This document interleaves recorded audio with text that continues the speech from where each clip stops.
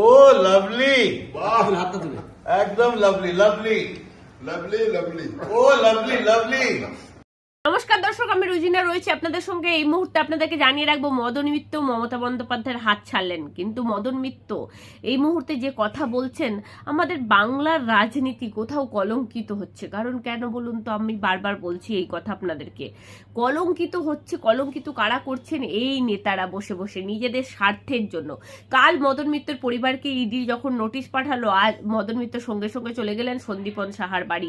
তারপর দেখা যাচ্ছে আজ তিনি দল চেঞ্জ করে ফেললেন। এই ইতিহাস আমাদের কি বলবো বলুন তো এই বিষয়ে। কারণ কেন আমাদের রাজ্যে যেভাবে এই এক দল থেকে আরেক দলে যাওয়া, আরেক দল থেকে এবারে তো দেখা যাচ্ছে তৃণমূল থেকে তৃণমূলে যাচ্ছে। আমি তৃণমূলে থাকছি না, মমতা বন্দ্যোপাধ্যায়ের যে পদ সব পদত্যাগ করে আমি তৃণমূলেই থাকছি। মানে কি এরা কি বলছে, কি এই নেতৃত্বরা কি বলতে চাইছে? মানে বাংলার রাজনীতি কলঙ্কিত একটা অধ্যায়ে পরিণত হয়েছে এই মুহূর্তে দাঁড়িয়ে। মদন মিত্র কি বলছে আপনাদেরকে শোনাবো, আপনারা শুনলে চমকে যাবেন।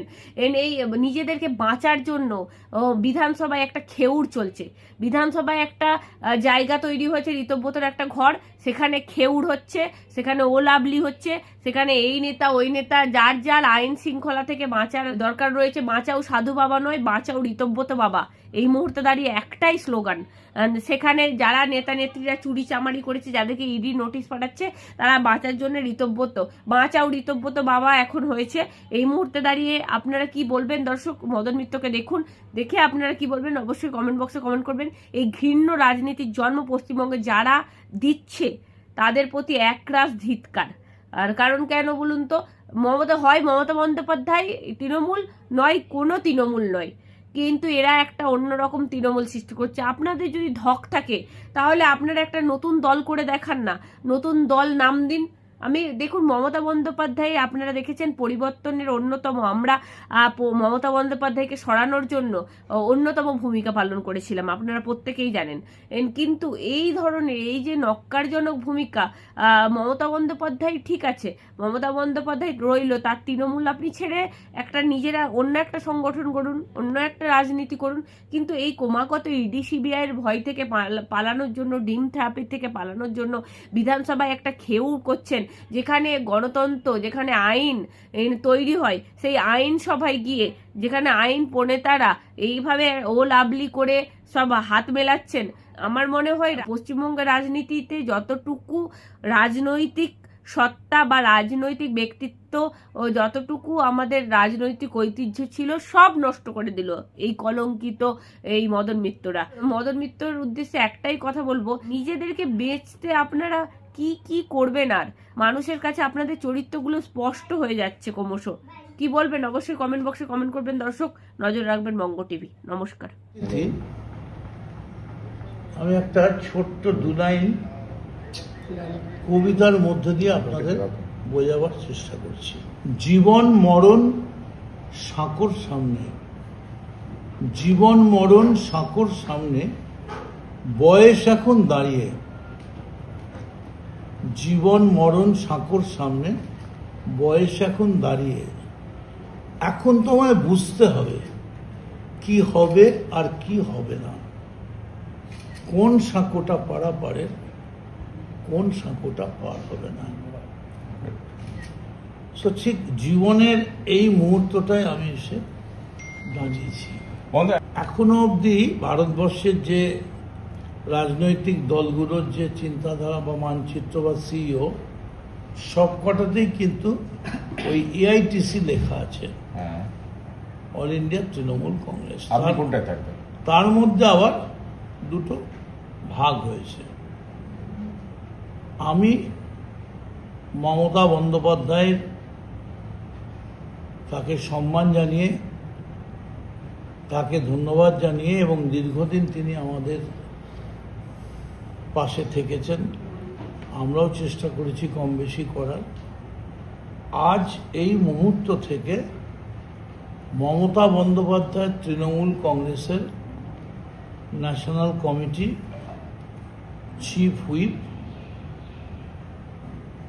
Working committee, party general secretary থেকে শুরু করে সমস্ত রকম পদ থেকে আমি ইস্তফা দিলাম। আমাকে আজ থেকে, আমি তৃণমূলে ছিলাম, তৃণমূলেই রইলাম, শুধু আমি এই ঘর থেকে ওই ঘরে গেলাম। আর আমি সব থেকে বড় ধন্যবাদ দেব ঋতব্রত বন্দ্যোপাধ্যায়কে এবং বিরোধী দলকে। এরা প্রত্যেকবারই যখনই কথা বলেন, এরা বলেন মমতা বন্দ্যোপাধ্যায় আমাদের মাথার উপরে রয়েছেন, তার নামেই সব, তার নামেই সব। আর তৃণমূলের মুখই তো মমতা। অভিষেক বন্দ্যোপাধ্যায়, অভিষেক আর যাই হোক তৃণমূলের মুখ নয়। দেখুন, অস্বীকার করে তো লাভ নেই। একটা মানুষের জন্য একটা জাতকে তো আমি বিসর্জন দিতে পারি না। Only for one man. কার জন্য? সবাই নতুন করে নাম বলার কোনো কারণ নেই। বলুন না, তাও আজকে বলুন। শুনুন, দল চালায় দলের সেনাপতি, দল চালায় দলের সেনাপতি। সেই সেনাপতি যদি দলকে ঠিক মতো চালাতে না পারে, আজকে গোটা দল ভয়ে কাঁপছে কেন? চলুন তো আমার সঙ্গে, আমি হেঁটে বেরোচ্ছি ধর্মতলা দিয়ে, আমি দেখি কে ডিম মারে। হাঁটতে হাঁটতে আমরা ধর্মতলা দিয়ে নিউ মার্কেট যাচ্ছি, বাজার করছি। আমরা চেষ্টা করেছিলাম, কারোর কাছে অনুরোধও করেছিলাম যে আপনি দয়া করে সরে দাঁড়ান, একবার আমাদের চেষ্টা করতে দিন। অভিষেক বন্দ্যোপাধ্যায় না মমতা বন্দ্যোপাধ্যায়? আজকে পরিষ্কার করে নামগুলো বলুন। বলুন না, আজকে আর কি আছে? থাক না, ঠিক है, सॉरी, हमें जानी सबको मरने दीजिए, लेकिन अभिषेक को बचाना है। ये बड़ी दुख की बात है। पार्टी सबके लिए है, सबका है, लेकिन खाली अभिषेक के लिए पार्टी। ममता जी को पास मेरा हाथ जोड़ करके अनुरोध है, चलिए, ये मैराथन है, चलते चलते रोड पर तो मुलाकात होगा। चलिए दिखा जाए कौन सा घोड़ा आगे बढ़ेगा। आपने पार्टी के कौन कौन से पोस्ट से रिजाइन किया है दादा? जितना पोस्ट था मेरा पिताजी का दिया, मदन मित्र नाम लिखा पड़ा बस। और छोड़कर एमएलए जो है ना, ये सही है, हम तृणमूल का एमएलए है, लेकिन तृणमूल का हम एमएलए नहीं, बल्कि हम बंगाल की एमएलए हैं, मेंबर ऑफ लेजिस्लेटिव असेंबली। और वो भी हम तृणमूल को छोड़ दिया सब कुछ। इसका माने ये है हम तृणमूल का एमएलए अभी नहीं है। जितना पद, और वो जो पद था ना, उसको कहता है केला, केला पता आप जानते हैं? वो केला पता में लिख देता है, केला पता का पद है, हम सब छोड़ दिया है। एलओपी का हाथ पकड़ लिए हैं। पढ़े एलओपी का हाथ पकड़ लिए हैं। बैठे हैं उसको बगल में, बगल में तो उनका ही बैठे हैं। इतना हमारा सारे साथी दोस्त लोग हैं। लेकिन बड़ी दुख की बात, जब इतिहास रचित होगा हमारा बंगाल की इस टाइम का, तो ये रचना होगा एक आदमी के लिए। एक तो पूरा पार्टी 213 जिसका सीट मिला था, उसका 70 वो एक आदमी। अभिषेक बंदोपाध्याय। थैंक यू दादा। সততা বা কোনো লুকোচুরি জোরচুরি করতে চাই না। আমার কারোর প্রতি কোনো অভিযোগ নেই। আমার যত রাজনৈতিক সহকর্মী, নেতৃত্ব, সর্বোপরি আমার নেত্রী মমতা বন্দ্যোপাধ্যায়, তাকেও আমি নমস্কার এবং ধন্যবাদ জানাচ্ছি। কোথাও কোনো ক্ষোভ, দুঃখ কিছু নেই। কিন্তু রাজনৈতিক পরিস্থিতি না মনে করলেও ভারতবর্ষের গণতন্ত্র বলে যে এলওপি সংখ্যাধিক্যের জোরে যে যাকে বিধানসভা স্পিকার এবং নির্বাচিত বিধানসভার সদস্যরা পছন্দ করবে, তিনি এই মুহূর্তে সব থেকে বেশি সংখ্যা নিয়ে যিনি রয়েছেন তিনি ঋতব্রত এবং লিডার অফ দি অপোজিশন। ফলে আমার মানা না মানায় কিছু এসে যায় না।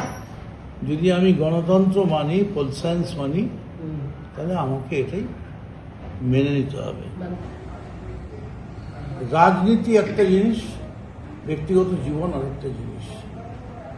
আমার পরিবারকে ডাকা হয়েছে, ডাকতে পারে, ভারতবর্ষের জনতা এজেন্সি তাদের ক্ষমতা রয়েছে, যাবে এবং আমরা সর্বতভাবে সহযোগিতা করব।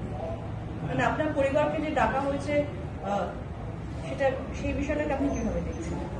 পরিবারকে দেখেছে, ভারতবর্ষের একটা এজেন্সি, আমার পরিবার যাবে, সমস্ত রকম সহযোগিতা করবে। তার সঙ্গে আজকের এই যোগ দেওয়াটা নয়, আজকের এই যোগ দেওয়াটা মানে 1.1 হলো স্পিডটা যদি বাড়ে সেই চেষ্টা করা। এখন আইপ্যাক ব্যাপারটা খুব গোলমেলে। আইপ্যাকটা আদৌ কি? আইপ্যাক খায় না মাথায় দেয়, এটা খুবই মুশকিল বা ঠিক মতো বলা। তবে এই দলকে এই মুহূর্তে টেনে তোলার জন্য একটা মহাবলী, অঞ্জনী পুত্র মহাবলদায়ী, সন্তানকে প্রভু সদা সহায়, এইরকম একটা মহাবলী লাগবে। ও লাভলি, একদম লাভলি লাভলি, Lovely, lovely. ও লাভলি লাভলি।